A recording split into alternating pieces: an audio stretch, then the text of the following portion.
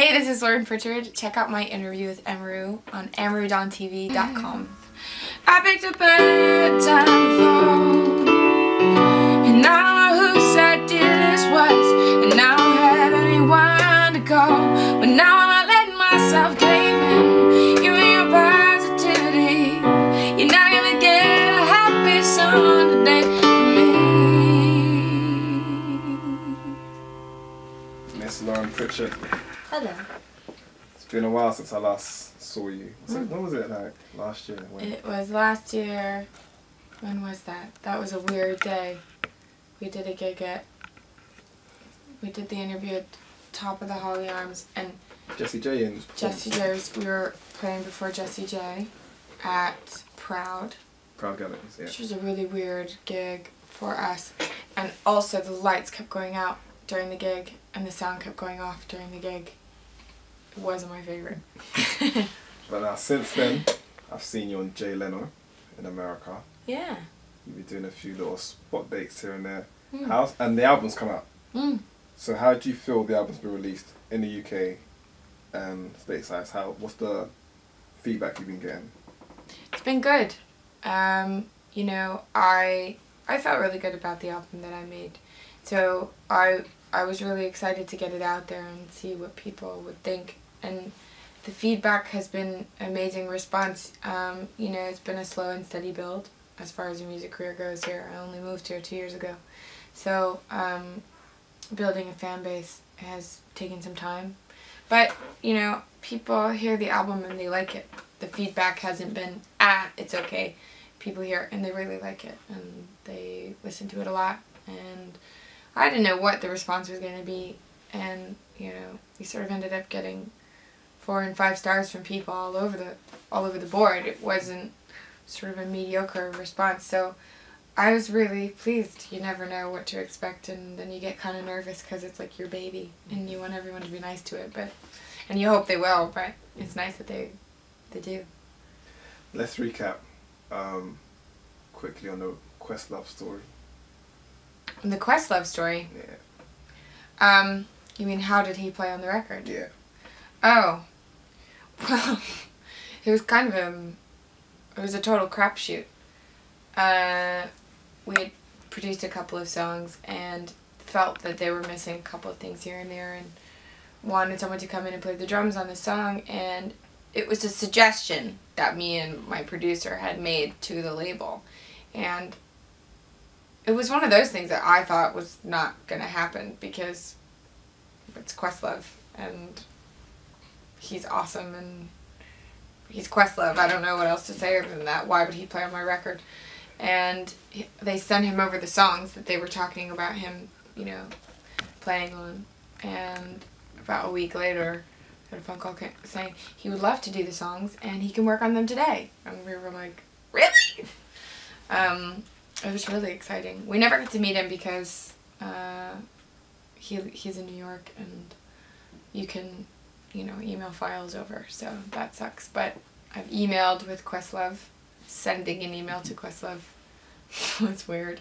Same thing with Talib Kweli, who did a remix of Painkillers not too long after that, who has been one of my favorite artists for years and years. I've listened to him for the longest time. So for him to do a remix and a rap on one of my songs and then like send him an email saying thank you is really weird. And then he sent me one back and I was like, Talib Kweli just emailed me back. It was really cool. So now, Professor Green, you know, you guys have actually worked together. Now, no one's heard the song probably apart from who was in the studio that day. Can you tell us what kind of sound that track was and how you guys got together? We have a very close mutual friend, and the combination of him, our mutual friend was always going, my friend, this is my friend, listen to his music. This is my friend, listen to her music, to, you know, either one of us.